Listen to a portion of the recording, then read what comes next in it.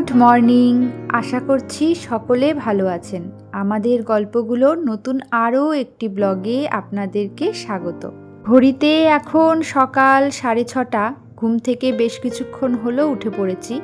আজকে অন্য দিনের তুলনায় একটু আগেই ঘুম থেকে উঠেছি।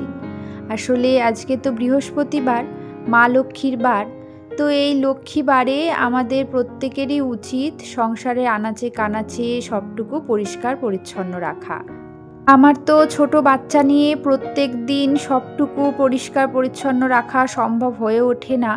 তাই আমি এই লক্ষ্মীবারের দিনটা মানে বৃহস্পতিবার দিনটা একটু বেশি কাজকর্ম করব বলে সকাল সকাল ঘুম থেকে উঠে পড়ি। আর জানেন তো, এই বৃহস্পতিবারের দিনটা আপনি যদি কিছু কিছু নিয়ম পালন করে চলেন, পরিষ্কার পরিচ্ছন্ন রাখেন ঘরবাড়িকে, মা লক্ষ্মী খুশি হন। আপনার সংসারে মা লক্ষ্মী বিরাজ করেন, আপনার সংসারে লক্ষ্মীশ্রী বজায় থাকে। অন্যদিন একটু দেরি হয়ে যায় বলে খুব তাড়াতাড়ি করে কাজকর্ম করি। আজকে তাই একটু আগে আগে উঠেছি যাতে হাতে সময় নিয়ে ধীরে সুস্থে সবটা পরিষ্কার পরিচ্ছন্ন করতে পারি। এখন আস্তে আস্তে গরমের দিন চলে আসছে, আর দেখুন সকাল সকালই রোদ্দুর উঠে গেছে। আগে তো রোদ উঠতে একটু দেরি হতো, এখন আস্তে আস্তে যত দিন যাচ্ছে বেশ সকাল সকাল রোদের দেখা পাওয়া যাচ্ছে। আর আমাদের বাইরের ঘরটায় মানে বারান্দাটায় তো খুব সকালেই রোদ্দুর চলে আসে। এখন তো প্রত্যেক দিনই মিছরিকে নিয়ে অঙ্গনারী স্কুলে যাচ্ছি, তাই ঠিক করে রাখলাম যে কিছুটা রান্না করে যাব, মানে অর্ধেক রান্না করে যাব আর এসে বাকি অর্ধেক রান্নাটা করব। মিছরিকে নিয়ে ওই 9:30টার দিকে বাড়ি থেকে বেরিয়ে যাই। যারা নতুন বাচ্চা তাদেরকে একটু দেরি করেই যেতে বলেছে, আর যারা পুরনো বাচ্চা ওরা মোটামুটি 8:30 9টার দিকেই চলে আসে। আসলে যারা একদম নতুন ছোট তারা না বেশিক্ষণ থাকতে চায় না ওখানে। এই কারণে ওই যেটুকু টাইম মুখে মুখে পড়ানো হয় ওই টাইমটাতেই ওদেরকে যাওয়ার কথা বলা হয়।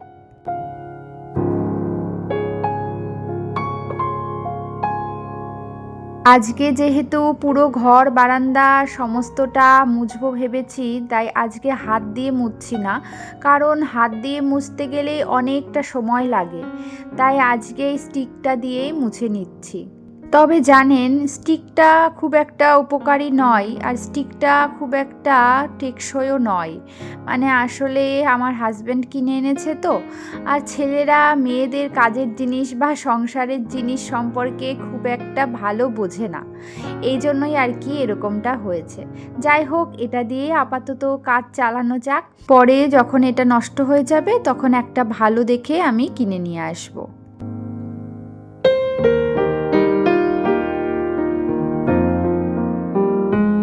আমাদের নিচতলা থেকে উপরতলায় ওঠার সিঁড়িটা তো প্রত্যেক দিন মোছা হয়ে ওঠে না, তাই আমি ভেবে রেখেছি প্রতি সপ্তাহের বৃহস্পতিবার দিনটা সিঁড়িটাও ভালো করে মুছে নেব। প্রত্যেক দিন আমি ঘুম থেকে উঠে সিঁড়িটাকে ঝাড় দিয়ে দিই, তবে মোছা হয়ে ওঠে না। তাই এই প্রত্যেক সপ্তাহে বৃহস্পতিবার দিনটা যদি মুছে নিই তাতেই যথেষ্ট। আসলে খুব বেশি ময়লা তো সিঁড়িটায় হয় না, তাই সপ্তাহের একদিন করে মুছলেও কোনো অসুবিধা নেই।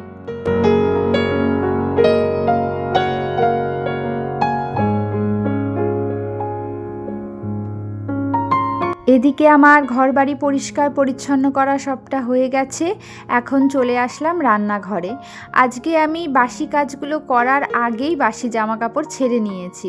অন্যদিন সেটা করি না, অন্যদিন জামাকাপড় ছাড়ার আগেই আমি বাসি কাজগুলো করে নিই।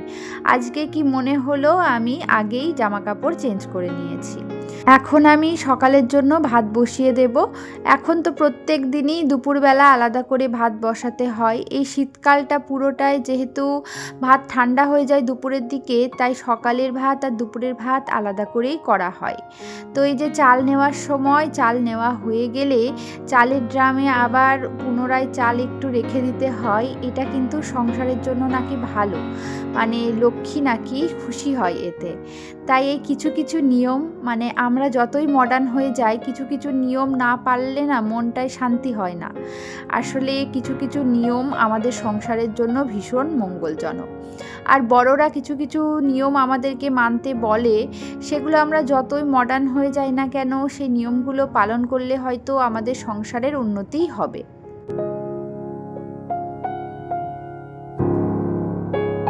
এদিকে ডালের জলটা গরম হয়ে গেছে, তাই আমি ডালগুলো দিয়ে দিলাম। আর ডালের জলটা গরম করার পরে ডাল দিলে কিন্তু ডালটা ভালো সেদ্ধ হয়ে যায় তাড়াতাড়ি। আজকে আগে ভাত ডালটা বসিয়ে দিলাম, তারপরে জুসের জন্য এই ফল সবজিগুলো কেটে নিচ্ছি।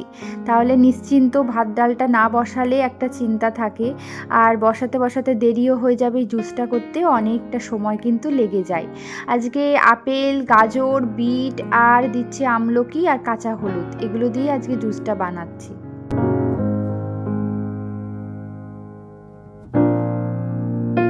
বৃহস্পতিবারে একটা বড় কাজ হচ্ছে মা লক্ষ্মীর পুজো, মা লক্ষ্মীর ঘটে সমস্ত কিছু পাল্টানো।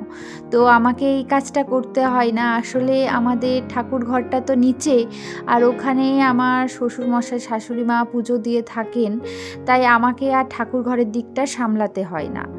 আসলে আমি উপরে কোনো ঠাকুর ঘর করিনি, আর করবও না, যেহেতু আমাদের ঠাকুর ঘর নিচেই রয়েছে, আর একটাই ঠাকুর ঘর থাকুক এটাই আমি চাই। যাই হোক, এদিকে দেখুন আমার বর একটা ভালো কাজ করেছে। আমাদের খাটের তোশকটা আর যে কম্বলটা আমরা শীতে গায়ে দিই ওটাকে রোদ্দুরে দিয়েছে, আর এই কাজটা বেশিরভাগ সময় ওই করে থাকে। মাঝে মধ্যে এগুলোকে একটু রোদে দিলে ভালো হয়। আর আমাদের তো বারান্দায় রোদের অভাব নেই। এখন শীতকালেই এত রোদ, গরমকালে তো আমার মনে হয় আরও রোদ থাকবে।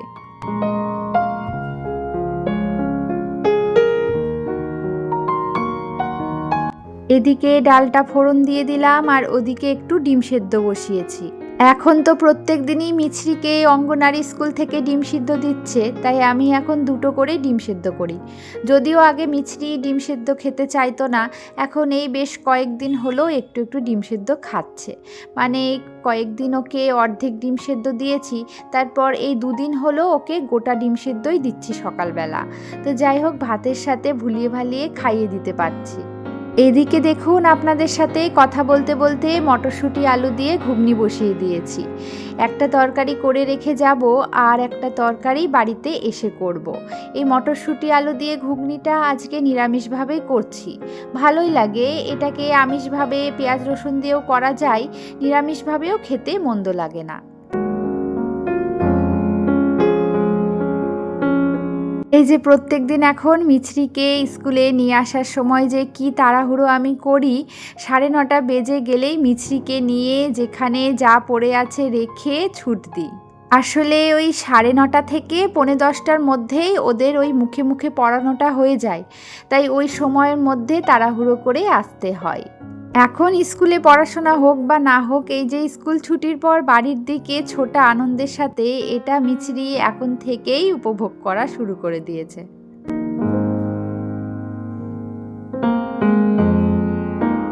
এদিকে স্কুল থেকে বাড়ি ফিরেই এক দুঃসংবাদ পেলাম। আমার এক জেঠতুতো ভাসুর মারা গেছেন। ওনারা শিলিগুড়িতে থাকেন। আজ সকালে কিছুক্ষণ আগেই খবর পেলাম। আর আমাদের বাড়ির কিছু নিয়ম আছে, বংশের কেউ যদি মারা যায় আর সেই খবর যখনই আমরা পাবো, তখনই আমরা যদি কিছু রান্নাবান্না করে রাখি, সেই রান্নাবান্নার খাবারগুলো ফেলে দিতে হবে, এবং আমাদের তখনই সমস্ত বাসন মেজে ঘর মুছে তারপরে স্নান সেরে নিতে হবে।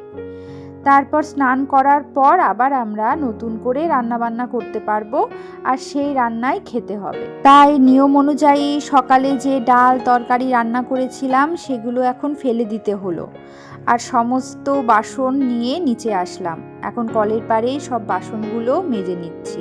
এখন স্নান করার আগে কোনো কিছু ছুঁতে পারবো না, মানে ঘরের কোনো রকম জিনিসপত্র, জামা কাপড়, বিছানা কিছুই ছুঁতে পারবো না।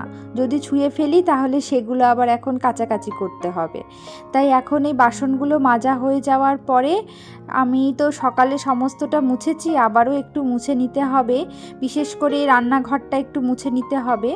তো এটা মুছে মিছরিকে স্নান করিয়ে দেব, তারপর আমিও স্নান সেরে নেব।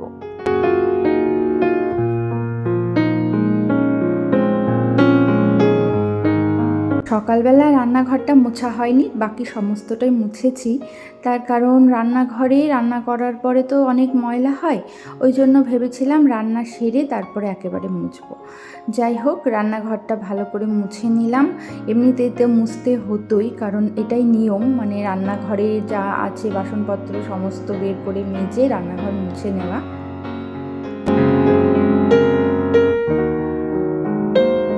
স্নান সেরে রান্নাঘরে চলে আসলাম। সকালবেলা একটু পেঁয়াজ আর টমেটো আনা হয়েছিল বাজার থেকে। এখন এই পেঁয়াজগুলোকে আলাদা করে রেখে দিচ্ছি, কারণ এখন তো পেঁয়াজ খাওয়া হবে না, এখন বেশ কিছুদিন নিরামিষই খাওয়া হবে, তো সেই কারণে পেঁয়াজগুলো আলাদা করে রেখে দিলাম। যাই হোক, আজকে এই যে সব কিছু সিদ্ধ দিয়ে দিচ্ছি, আমাদেরকে আজকে সেদ্ধ ভাতই খেতে হবে।